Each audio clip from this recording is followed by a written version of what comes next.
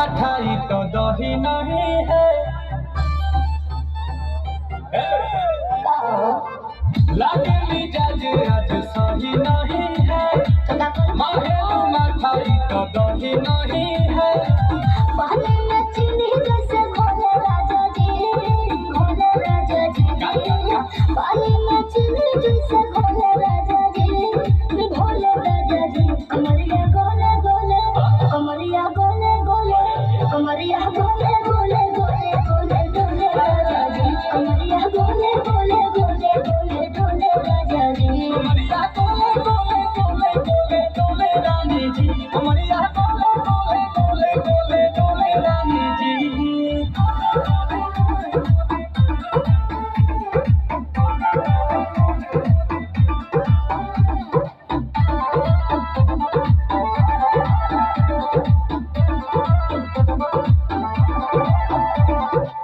लागलू ऐठे आ कोहरा में बैठे कर जा धक्का धक।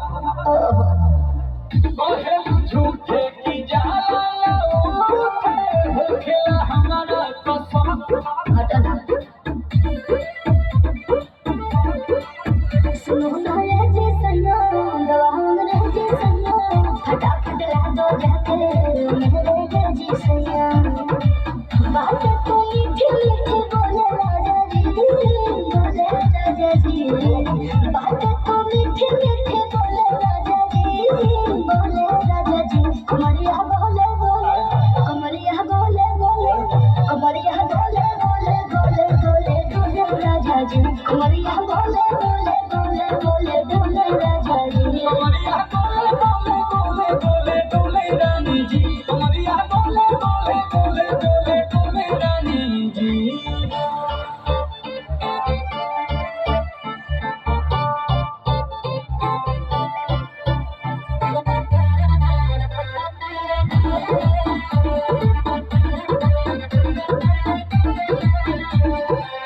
एहो हसीना इशारों के बिना सीना से जलवा के शॉट होला ए रानी गरम जवानी पानी पिए लुगाटा कौन।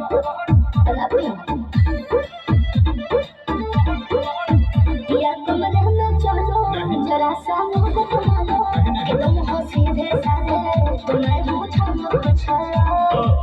आओ बाबा का होले होले राजा जी, होले राजा जी। आओ बाबा का होले होले राजा जी, होले राजा जी। कमरिया बोले बोले, कमरिया बोले बोले, कमरिया बोले बोले बोले बोले डोले राजा जी। कमरिया बोले बोले बोले बोले डोले राजा जी। कमरिया गोले गोले गोले गोले डोले रानी जी। कमरिया गोले गोले गोले गोले डोले रानी जी।